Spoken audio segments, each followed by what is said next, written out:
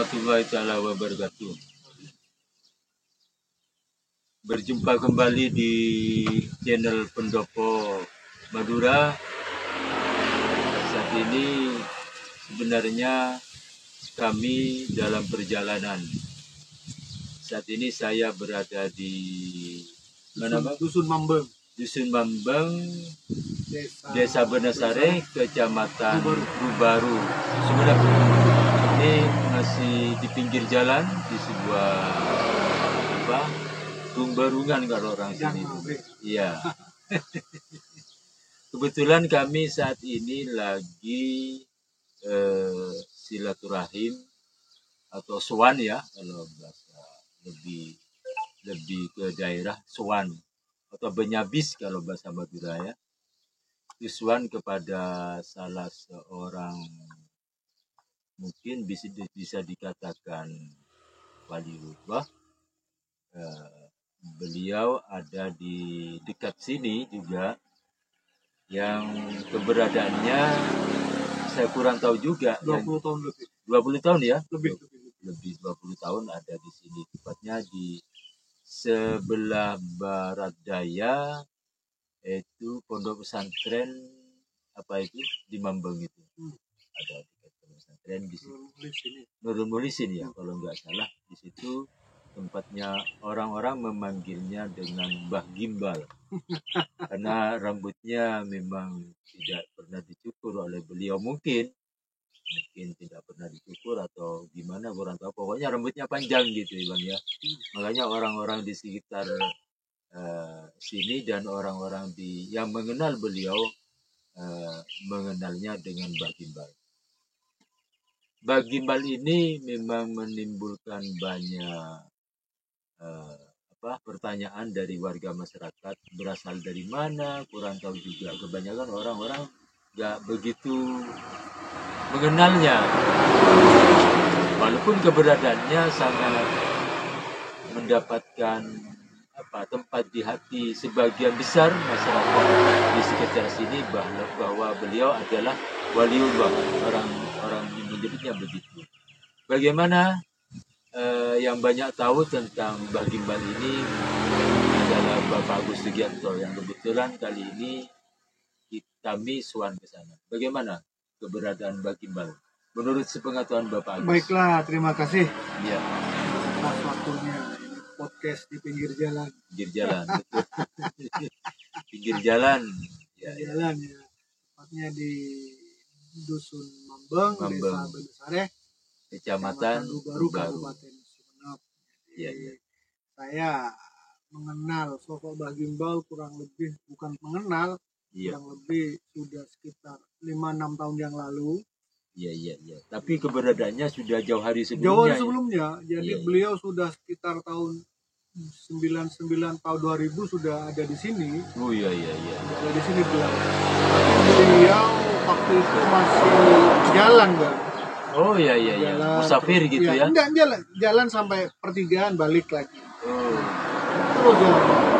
Gitu. Karena tidak ada warga yang membuatkan gubuk. Tidak ada warga kan jalan.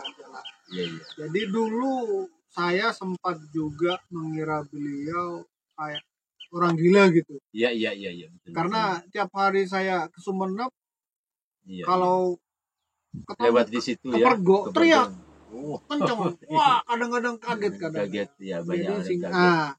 Sehingga banyak yang mengira beliau itu adalah orang gila pada umumnya.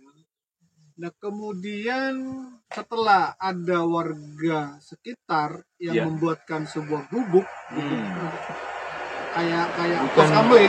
Iya, kayak pos kamling, bukan gubuk. Kalau gubuk ya, kalau gubuk ada dindingnya ya. Itu kayak pos kamling dibuatkan oleh warga sekitar. Kemudian saya merasa ini ada yang aneh. Iya. Anehnya beliau di ruang terbuka, numpuk barang, kok nggak digigit ular, semut. Ini ada sesuatu yang aneh. Betul. Pertama kali saya tertarik, ini ada sesuatu yang aneh dari Mbah ini. Iya. Jadi saya buang bahwa wali kurang tahu juga karena Iya, katanya iya, kan yang tahu wali adalah sesama wali, Bang. sama wali, betul. Jadi saya ketemu pertama saya kasih rokok sama beliau, Iya, iya. kasih rokok. Itu pertemuan saya pertama. Sekitar tahun berapa itu, Bang? 5 tahun yang lalu. 5 tahun yang lalu. Iya, Sekitar 5 tahun 6 tahun yang lalu. Ngasih rokok, setelah ngasih rokok sama beliau. Nah, setelah itu hampir setiap saya ke Sumeneb. Iya, ke Sumeneb, betul, betul. Iya. Berangkatnya, pulangnya selalu saya sambangin. Selalu saya sambangin, Bang. Berangkat, saya belikan nasi. Awalnya tidak ada semacam apa-apa, cuma kita sebagai manusia yang peduli dengan sesama ya, iya, awalnya ya. Iya, empati saja, Empati, ya. kasihan. Jadi saya kasih kopi, saya kasih nasi, tuh. Pulangnya bikinin kopi juga, kasih nasi terus. Lama-lama setelah akrab tahunan, jadi saya udah agak fair ngomong-ngomong. Tapi saya komunikasi cuman sebatas apa, assalamualaikum, Iya. mengucapkan niat. Jadi Iya. karena bahasanya kadang bahasa Sunda, Iya, bahasa Jawa. bahasa Jawa. Nah, kemudian Bang, apa setiap saya anjang sana ke Mbah, saya sebarkan di medsos. Oh, Itu sosial media ya. awal ceritanya. Iya. Saya sebarkan di medsos setiap saya anjang sana sama Mbah, di story WA saya, di Facebook saya sebarkan.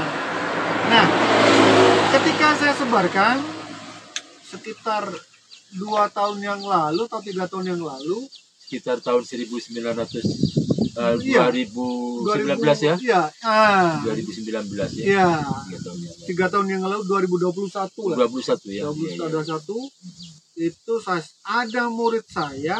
Iya. Ada murid saya kemudian ngirim foto Iya. Mbah Gimbal itu bersama dengan ngirim foto Mbah Gimbal bersama dengan seorang kiai. Kan dikirim sama. Ini Pak, suruh kasih ke sampean. Karena sampean di story-nya sering bersama sama Mbah Gimbal. Ada teman saya ada foto ini suruh kirim ke sampean. Nah, di foto itu menjelaskan kiai itu memberi kesaksian bahwa Mbah Gimbal itu adalah asli Rembang. Ya, namanya Sayyid Abdullah bin Abdul Jalil. Kemudian bahwa dia masih ada trah. Ada hubungan darah dengan Joko Tingkir. Iya. Jadi itu tidak saya nafikan. Iya. Tidak saya nafikan karena kelebihan yang saya lihat dari beliau cuman yang pertama, yang kelebihan dari beliau nggak digigit ular, ya kan, nggak dikerubung semut, iya kan, padahal makanannya di situ kan makanan manis kan, numpuk sampah juga, manis, semut. Pernah Bang saya kesana sama istri saya, di foto di video sama istri saya yang jalan digigit semut.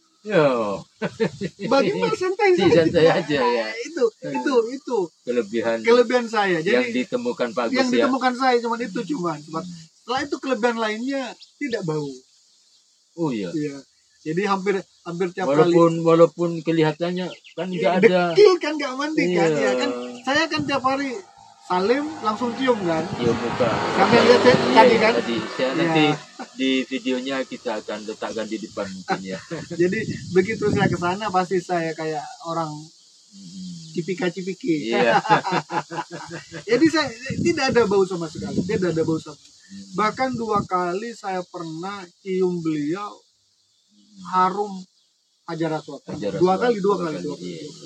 Selama 6 tahun 2 kali pernah saya mengalami itu. Jadi saya menafikan itu. Nah, sampai pada suatu saat ini saya cerita bahkan saya meyakini beliau ada kelebihan, bahkan seorang wali mungkin. Sampai pada suatu saat ibu saya kan rumahnya dikontrak. Dikontrak orang Pamekasan. Nah, orang Pamekasan itu ibunya sakit di Pamekasan. Iya. Sakit katanya jantung koroner. Koroner. Jantung Iya. koroner. Sudah parah berarti. Sudah ya. parah berarti. Harus dering katanya. Kalau nggak 2-3 ring. Nah, konsultasi terus sama dokter jantung di Pamekasan. Masuk ICU. Kemudian saya dihubungi adik saya. Mas, coba ini yang sewa ibu rumah mertua, orang tua yang sewa rumah ibu itu sedang ada di ICU, jantung koroner. Jantung koroner. Iya. Coba cari alternatif lah. Iya. Air barokah dan biasa Madura kan. Ya biasa Madura. air barokah lah. Para wali Nah, gitu ya. Pas kebetulan saya pada waktu itu memang lagi mau ke rumah ibu. Iya. Di Sumenep. Nah, mampir saya. Mampir di rumah di Ke Mbah Mbah. itu. Iya. Kan seperti biasa mampir Iya. kan. Setiap lewat di situ. Lewat mampir ngasih nasi, ngasih kopi. Nah, pada waktu ngasih kok saya bilang, "Mbak, ini Mbak yang sewa rumah ibu saya, orang tuanya sakit jantung koroner. Minta air barokah, Mbak." Loh, tahu-tahu air yang saya kasih itu langsung ditarik. Langsung dia berdoa, kurang lebih sampai 5-10 menit. Oh, berdoa juga ya. Iya, terus. Bahasa apa kurang tahu saya juga. Bahkan videonya ada. Iya. Doa lama sekali, kemudian setelah Tidak seperti biasanya tidak gitu. seperti biasanya. Ya, ketika sampean Iya, lah ini minta ada air nih, gitu ya. Nah, padahal kalau saya ke sana kalau minta air langsung suruh ngambil. Iya. Kalau saya minta. Iya. Bah, minta doa, Bah. Nggak boleh kalau saya suruh ambil. Iya. Pas waktu itu saya karena minta barokah, air barokah, langsung didoain sama Mbak sampai 5-10 menit. Kemudian singkat cerita pulang saya ke rumah ibu, berangkat ke rumah ibu. Di Pamulokan. Ya. Kemudian akhirnya saya kasih sama adik, ini tolong antarkan ke Pamekasan. Sama adik saya kemudian diantarkan ke Pamekasan. Iya. Air barokah itu diantarkan ke Pamekasan. Selang setengah bulan sudah saya tidak menganggap tidak ada apa-apa. Iya. Nggak tahu perkembangannya, nggak tahu apa-apa saya. Yang jelas takutnya nanti tidak sembuh gitu ya. Kita takut juga, nggak enak juga. Takut tidak sembuh gimana. Nah itu. Nah pas kemudian selang saya tanya sama dia gimana. Nggak tahu juga Mas, nggak ada informasi kata adik saya. Kata adiknya sampean. Iya. Pas kebetulan kurang lebih 1 bulan saya ke rumah ibu. Iya. Nah saya ketemu Dengan anaknya itu ketemu ya. Loh, Mas Agus, Mbak, apa Mas? Terima kasih Mas Agus, sekelangkung Mas Agus katanya. Iya. Kenapa? Air ngembian, air yang dikasih sambian yang minta sama Mbak. Kemudian saya kasih ke ibu saya yang sakit jantung koroner itu, yang harus diring. Kemudian setelah itu Mas Agus suruh kontrol ke spesialis jantung. Kontrol 3 hari pertama Mas Agus tidak ada, suruh balik lagi karena nggak ada dokternya. Suruh balik 3 hari lagi katanya. Pas balik 3 hari lagi Mas Agus kontrol, tahu-tahu dokter bilang nggak usah diring. Alhamdulillah gitu ya. Alhamdulillah. Terima kasih Mas Agus, nggak usah diring lagi Mas Agus. Mas Agus katanya. Nah, saya kaget. Lah ini pasti ada apa ini Mbak? Iya. Ini ada apa nih Mbak? Ada kelebihan apa nih Mbak? Itu pengalaman saya yang pertama kali. Yang pertama, pengalaman yang sangat luar biasa di luar nalar kita gitu ya. Itu pertama. Banyak Bang, ini saya ceritakan beruntun pengalaman saya. Iya, nggak apa-apa. Kelebihan yang saya alami sendiri. Ini bukan cerita karena saya yang membuktikan. Bukan cerita. Bukan mempromosikan. Mbak. Iya. Sebenarnya Bang, ada rasa takut juga. Iya. Ketika katanya seorang wali ketika diketahui banyak orang dia akan menghilang dari situ. Itu rasa khawatir saya juga ada seperti itu kan. Terus kedua. Iya. Pengalaman sampean pribadi juga. Iya. Yang kedua teman guru saya itu mau dioperasi hernia. Penyakit hernia. Iya. Mau dioperasi. Saya nyambangin ikut teman guru saya yang kebetulan family ke Sumenep. Main Sumenep, setelah ke Sumenep, sore pulang katanya mau dioperasi nanti jam 7. Jam 7 ya. Bisa. pulang. Di tengah perjalanan, nah, saudaranya yang nunggu yang dioperasi hernia itu telepon. Tidak bisa dioperasi, Dek. Semuanya tinggi. Kolesterol tinggi, darah tinggi, kencing tinggi semuanya. Sehingga dokter menyarankan ditunda operasinya. Harus puasa dulu gitu ya. Bukan puasa. Kalau puasa kan sudah pasti dioperasi. Ya. Ini kondisi Si pasien itu. si pasien darah tingginya, kencing manisnya, kolesterolnya tinggi semua. Jadi mau tidak mau ditunda. Ditunda dulu, diobatin dulu. Akhirnya saudaranya yang nunggu itu, perempuan itu telepon sama teman guru saya, coba carikan air barokah. Barangkali dengan air barokah langsung turun gitu. Udah. Setelah itu cari. Sampean pulang. Di tengah jalan itu, Bang. Oh, telepon di tengah jalan. Akhirnya, Mas, minta sama Habib Aman. Iya. Ada Habib Aman kan. Nah, ternyata Habib Aman nggak ada. Lagi bepergian katanya. Ikut ziarah. Ya sudah, kata saya. Saya punya kenalan. Iya. Bagimbal. Minta air Bagimbal, kata saya. Nah, nyampe di Bagimbal minta air. Mbak minta air, Mbak. Ini Mbak mau dioperasi Mbak gini. Dia nggak bilang apa-apa. Ya cuma buka. Kasih doa gitu. Kasih doa. Setelah itu sama teman guru saya itu ngantarin saya pulang, langsung diantarin ada barokah. Oh. Iya. Diantarin ada barokah terus ke Sumenep, diantarin ada barokah. Begitu nyampe di Sumenep, ternyata apa? Jam 7 Isya turun semua dioperasi. Langsung setelah dikasih air barokah iya, itu ya. Air barokah ya, katakanlah ada waktu 1 jam kan, maghrib misalnya katakanlah. Setelah itu jam 7 katanya sudah siap dioperasi. Jadi kondisi yang tinggi, apa yang dicek up itu ternyata turun semua. Akhirnya dioperasi. Itu kejadian yang kedua kali. Yang sangat luar biasa dari Mbak Gimbal ini. Terus juga ya mungkin karena saya sering status saya sering berkomunikasi sama Mbak.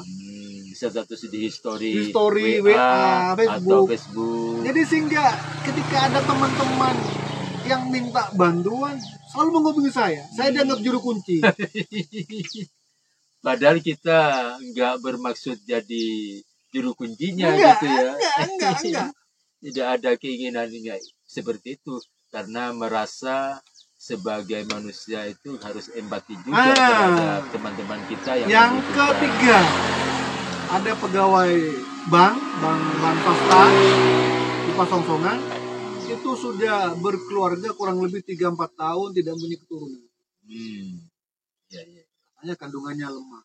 Setiap 1 bulan langsung keguguran, 1-2 bulan penyebabnya bukan mandul. Bukan kandungannya lemah. Nah, karena dia juga punya pengalaman dengan Mbah, tapi pengalamannya dia bilang ke saya, setiap ada musafir, karena dia rumahnya dekat Asta Tinggi.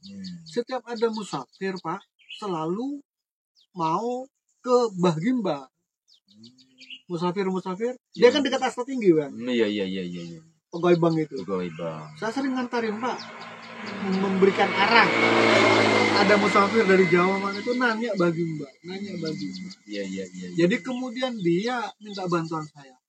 Tolong, Pak, saya minta antar, Pak. Iya. Minta air barokah.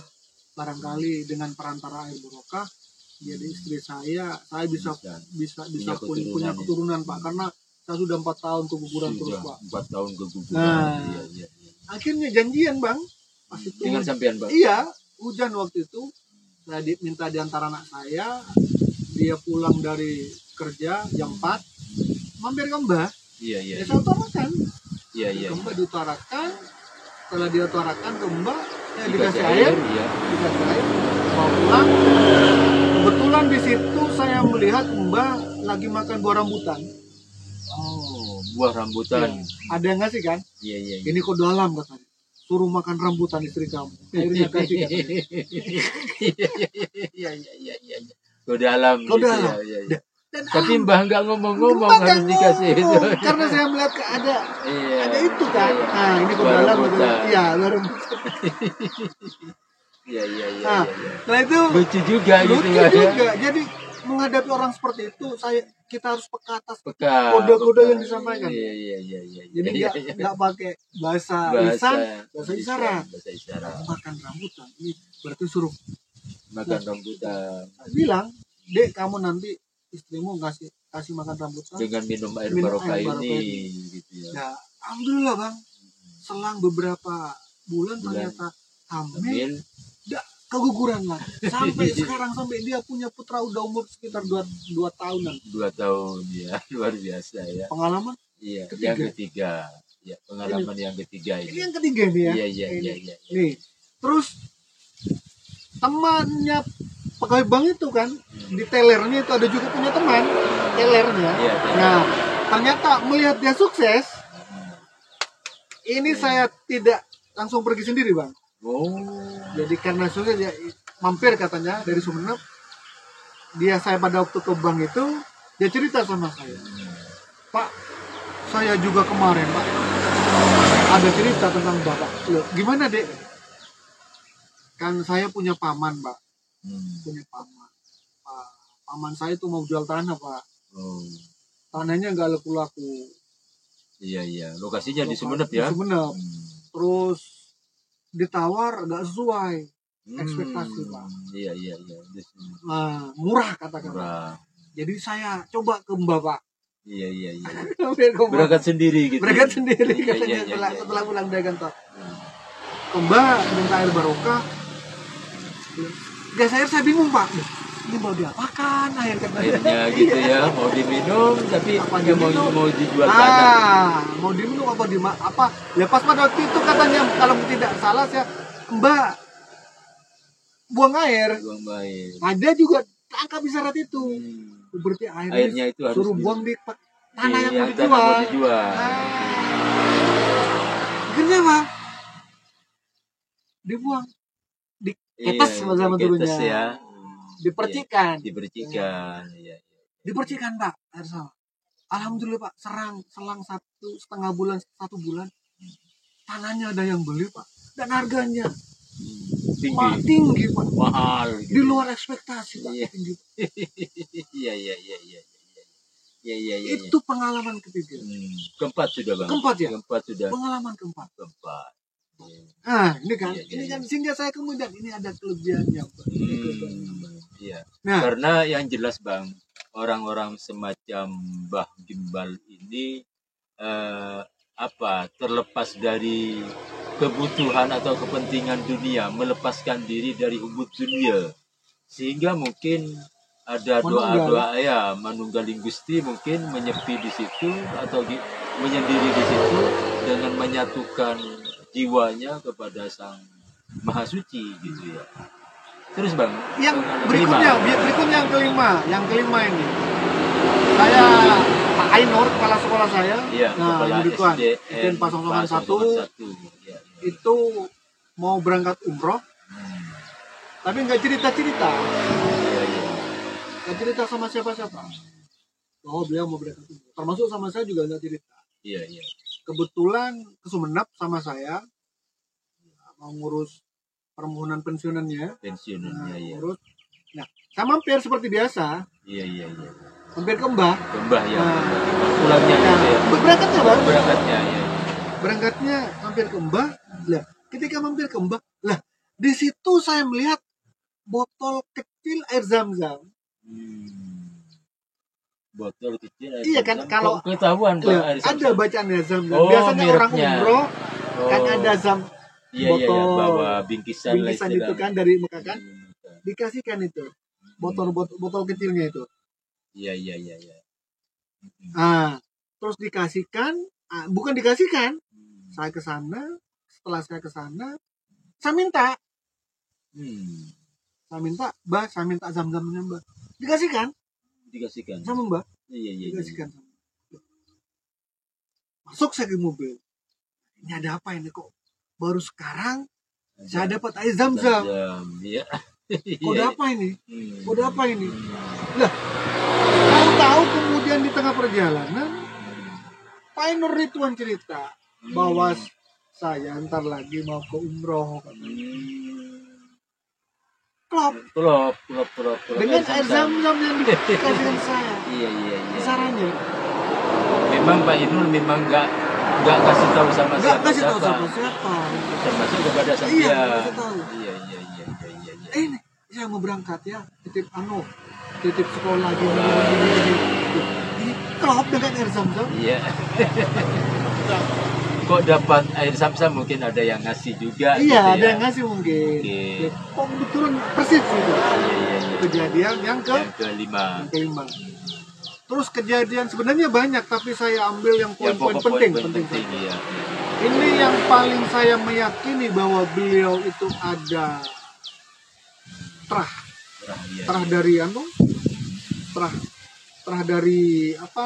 dari Joko Tingkir. Iya. Jadi seperti ini, Bang. Kan saya cerita bahwa yang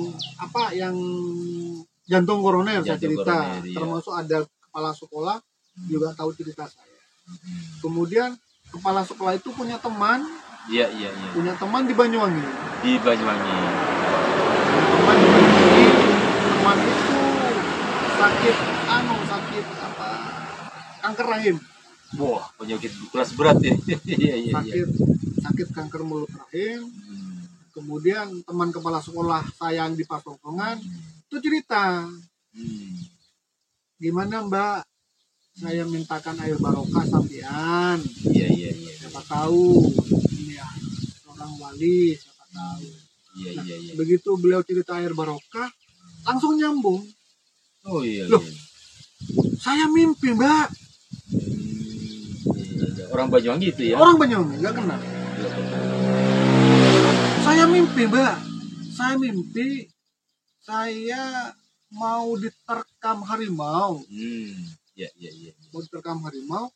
Ternyata Mbak saya ditolong oleh seorang mbak, rambutnya gimbal, pakai baju hitam dan bawa tongkat bambu. Iya. Di mimpi saya Mbak. Iya. Itu kan? Iya. Nah, dia katanya masih ada hubungan kekerabatan dengan Joko Tingkir. Dalam dialognya dalam mimpi, ya di mimpinya.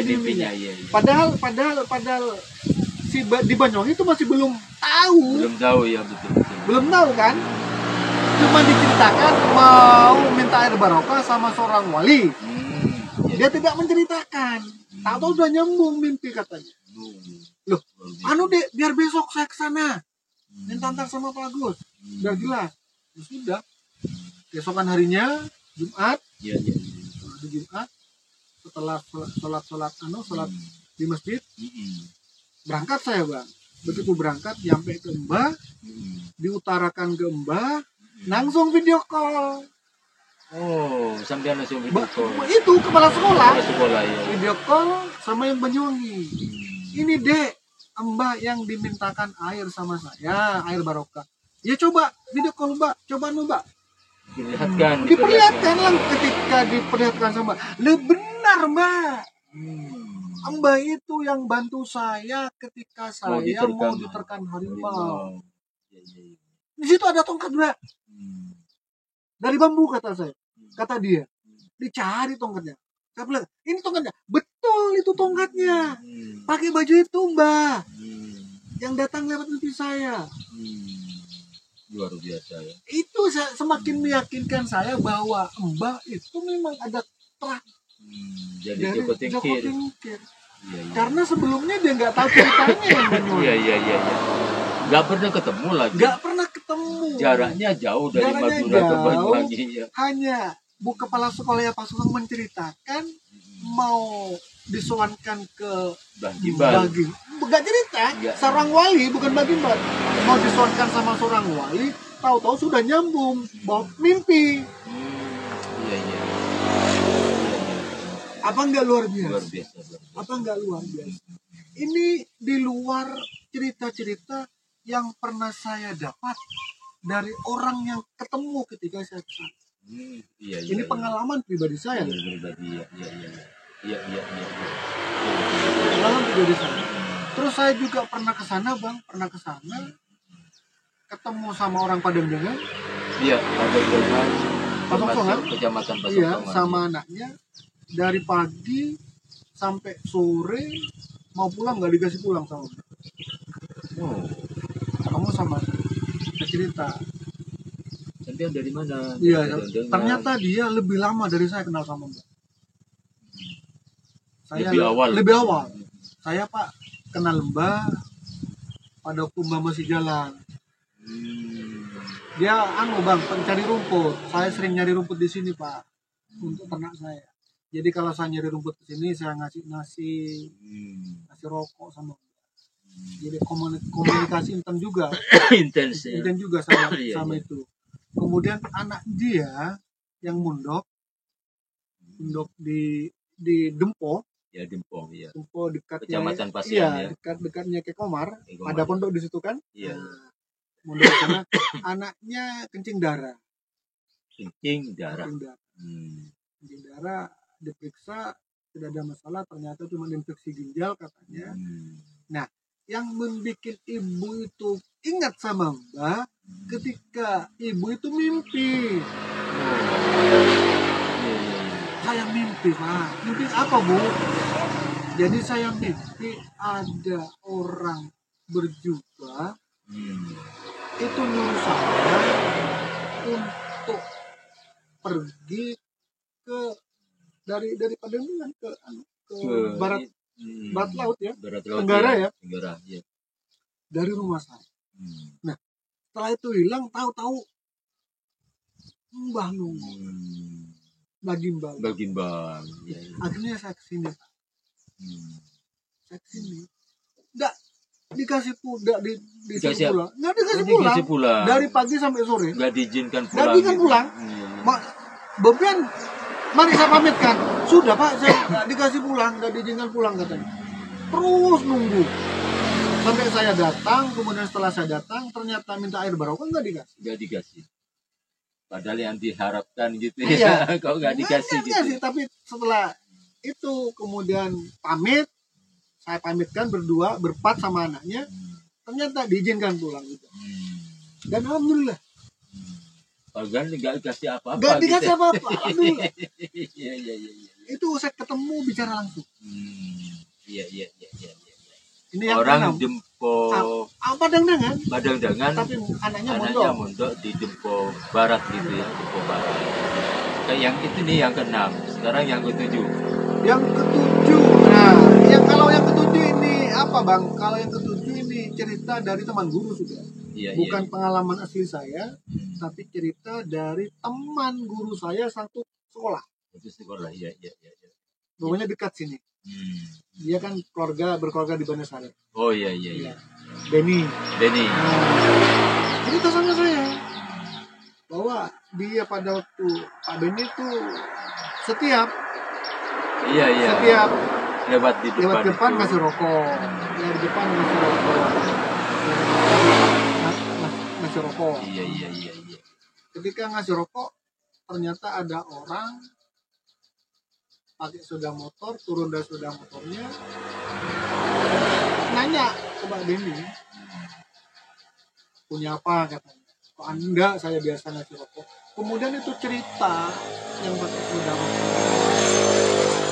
Cerita ke Pak Benny bahwa kalau saya lewat sini pasti diusahakan untuk singgah. Karena saya terbantu oleh Mbak. Apa? Munjuk istrinya. Itu istri saya yang di atas sepeda motor itu dulu sakit, perutnya besar. Medis sudah tidak mempan gitu ya. Menangani penyakitnya gitu ya. Ternyata kalau tidak turut antara mimpi juga. Nanti datang ke Mbak, kemudian sama Mbak disuruh ngambil daun pisang apa ya? Normal bahasanya. Iya, normal bahasanya ya. Ambil pohon pisang, ambil daunnya, suruh rebus. Datang lagi, suruh ambil daun apa. Sampai 3 kali datang. Bisa kempes yang mulut ya. Itu istilah sudah sembuh. Dan menunjuk sama istri. Jadi saya hutang budi sama. Setelah terakhir katanya yang 3 kali ngasih daun apa, sudah kamu nggak usah lagi kesini. Normal bahasanya. Normal bahasanya. Itu yang lucu. Padahal barusan saya dengan Pak Agus waktu Suwan itu nggak ada bahasa apa-apa ya. Itu lucunya lucu lah.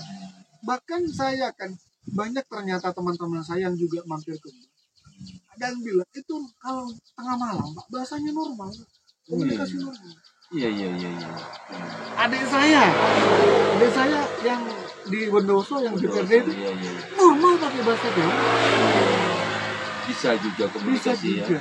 Bisa juga. Nah, pernah ada yang penasaran juga orang Pasongsonan yang tukang gigi tuh. Iya. Penasaran, yang tatar sama saya, diantar. Ternyata apa? Ternyata dia kan kerja di Jawa Barat, Sunda. Ternyata Mbak pakai bahasa Sunda. Sundanya Sunda Kromo Inggris. Sunda halus. Berarti ada kemungkinan besar memang orang Sunda gitu ya. Nah, akhirnya pakai bahasa Sunda. Pakai bahasa Jawa bisa, pakai bahasa Sunda bisa. Bahasa Sunda. Iya. Tapi ternyata kesaksian dari seorang kiai itu bahwa beliau itu dari Rembang, Jawa Tengah gitu. Tengah. Iya. Jadi itu Mungkin bisa jadi Bang keturunan dari Rembang, mungkin ibunya atau gimana keluarga di daerah Sunda ya. Bisa. Jadi itu berikut beberapa pengalaman pribadi dan pengalaman yang dialami oleh teman-teman Bapak Agus ya. Sebenarnya cerita-cerita atau kisah-kisah dari sekian banyak itu bisa disimpulkan Bang bahwa kita tidak boleh serta-merta memandang orang itu rendah, memandang rendah orang itu dari sisi fisiknya Bang ya, melihat dari casingnya. Kan sekarang kadang-kadang dari casingnya sudah bonafit gitu ya, langsung menghakimi. Ketika melihat HP jadul langsung direndahkan, HP jadul padahal mesinnya tangguh. Melihat casing bagus, ciame, ternyata pulsanya mesinnya tidak ada, mesinnya bobrok. Jadi ya itu pelajaran yang saya petik, bahwa kita jangan melihat dari sisi lahirnya betul, karena sisi batin seorang tidak ada yang tahu. Pangkat seseorang di hadapan Allah itu tidak ada. Tapi ketika saya melihat bahwa ketika mencium tidak ada bau, jadi apa tidak? Padahal bajunya itu nggak mungkin dicuci, rambutnya nggak pernah pakai sampo gitu ya, nggak dikerubungin semut, padahal sekitarnya kotor, sampah gitu ya, sampah kue itu roti kan yang dikerubutin semut. Botol gitu. Kalau cerita uang satu pasti kreksek, saya lihat sendiri, bahkan uangnya sampai dimakan rayap. Iya. Digantung rokok ngumpuk juga. Gak pernah kurang rokok. Makan juga gak pernah kurang. Nah, kadang-kadang saya malah yang minta rokok. Kita akan ke sana diambilin rokok gitu ya. Mbak, saya kasih teman Mbak. Tak bosan. Yang normal seperti saya ini yang bosan. Masih cari-cari rokok. Mbak, rokoknya segala merek tersedia. Iya, banyak yang mahal-mahal rokoknya. Bahkan lucunya Bang. Iya. Lucunya juga, saya kan nanya sama yang bikinin gubuk itu. Oh iya, yang di sekitar kita ya. Itu yang bikinin. Yang lucu Pak, ada yang ngasih HP Pak sama Mbak katanya. Iya. Tiap hari bunyi Pak. Gak dipedulikan gitu. Ya, dikira Mbak nih ya Allah. Dikira Mbak. Jaga niat juga Bang. Iya. Ke situ ya. Iya, saya pernah buktikan sendiri Bang. Saya pernah dapat sarung 2. Iya. Satunya sarung bagus, motifnya satunya mungkin ya lebih mahal karena bagus. Enggak, ya motif. Oh, motifnya ya, cuma beda motif gitu. Merek sama beda motif. Jadi pulang saya udah niat saya kasihkan Mbak satu. Saya punya niat dah yang lebih jelek saya kasihkan ke Mbak. Iya kan? Niatnya sudah kurang belah. Nyampe di sana keluar ternyata yang lebih baik yang saya kasihkan. Karena gelap kan langsung saya. Jadi planning itu nggak ada, langsung saya ambil. Spontanitas gitu ya. Loh, kok yang bagus dikasihkan sama Mbak kata saya. Itu. Iya. Juga ada juga. Kadang juga saya pas ke sana, ada sarung di situ. Iya. ada sarung, bagus sarungnya. Saya niat sudah, nanti pulangnya sarung ini akan saya minta sama Mbah. Barangkali bisa dikasih. Barangkali bisa saya pakai sholat, pakai apa dan Iya, sebagainya. iya. Karena kalau saya minta rata-rata diberikan. Iya. Kalau saya minta rata-rata diberikan. Kecuali saya minta tongkatnya kemarin nggak minta tongkat sama tasbihnya nggak dikasihkan. Punya tasbih, punya tongkat, diminta nggak dikasihkan. Nah, berangkat saya. Pas pulang, sarung tuh nggak ada dah. Iya. Padahal rencananya nanti pulang nanti mau diminta gitu ya. Nggak ada dah. Iya. Itu lucunya Mbak. Jadi bahkan pernah saya bawa mobil, bawa kasur. Kasihan kan? Mau Nah, dikasih kasur. Nggak mah. Mau dibersihkan nggak? Jadi itulah. Kotor aja. Ini seperti gitu. itu. Mau dibersihkan sawahnya nggak mau. Bahkan nggak boleh. Iya. Jadi itulah pengalaman yang saya dapatkan selama rentang 5 tahun 6 tahun saya bolak-balik nyambangin Mbah Gimbal. Bagaimanapun Mbah Gimbal ini memang banyak yang mempercayai bahwa Mbah Gimbal beliau adalah seorang wali. Tapi terlepas itu seperti Bapak Agus bilang tadi bahwa yang mengetahui wali itu adalah orang wali juga, waliullah gitu ya. Jadi kita ini tidak bermaksud mempromosikan Mbah Gimbal, tergantung dari pribadi masing-masing kita percaya apa dan tidak. Memang semuanya itu permohonan yang menuju kepada Sang Maha Pencipta. Tapi dengan orang-orang seperti Mbah mungkin lebih keimanan atau lebih dekat dengan Sang Maha Pencipta, sehingga doanya mudah diijabah. Ya, paling tidak kita belajar untuk berempati, berbagi. Betul. Itu tujuan saya sebenarnya pertama seperti itu. Iya. Kalau memang Bang namanya berbagi itu kan pahalanya di akhirat, Bang. Pahalanya yang bisa diambil di akhirat. Mungkin dunia juga dapat. Tapi kalau pahala sholat itu kan jelas sudah kewajiban kita. Tapi dengan bersedekah, berempati terhadap sesama itu kan sangat luar biasa. Nanti harapannya di akhirat. Bahkan ada cerita Bang, ada seorang tetangga saya itu katanya memang sugihnya kayanya dengan banyak bersedekah Bang. Bersedekah. Bahkan dia bilang sama saya, kalau kamu merasa rugi bersedekah, minta ganti sama saya, katanya begitu. Apalagi bersedekah sama orang-orang wali gitu ya. Bersedekah dengan orang wali yang memang keberadaannya tidak seperti kita. Jadi awalnya kalau ke sana saya masih rokok. Iya, awalnya rokok. Tapi ketika ternyata rokoknya sangat luar biasa. Juga banyak gitu ya. Jadi kue-kue roti luar biasa. Akhirnya saya kasih nasi sama kopi tuh. Oh iya. Kalau roti, kopi dia suka yang kental, manis. Tahu seleranya. Iya. Tahu seleranya. Jadi barangkali ada para pemirsa yang juga lewat apa salahnya? Iya. Memberikan bingkisan berupa nasi. Katanya orang kopi. Madura itu nasi seperteman itu elang tak sesat. Tak hilang. Itu kan sekarang nasi banyak Bang. Iya. Yang saya kasih juga ketika misalnya pas hujan. Iya. Kopi. Kalau makanan mungkin ada roti mungkin banyak di situ. Rokok banyak. Kopinya itu kan. Iya. Itu khas musim hujan. Dari sisi saya pernah ketemu juga dengan orang-orang pintar juga bahwa keberadaan dari seorang wali itu di daerah itu sebenarnya sebagai penangkal musibah katanya, bencana katanya. Tolak balak katanya. Maka berbahagialah.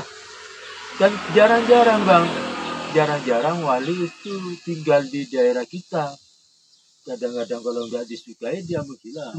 Iya. Kalau kita sukai menghilang. Kadang-kadang kita tidak sukai justru tinggal di situ. Nah itu cerita tentang wali bang, cerita tentang wali. Saya punya teman Inasli itu diceritakan sama ayahnya. Iya. Dulu di Sumeneb itu ada namanya Begje.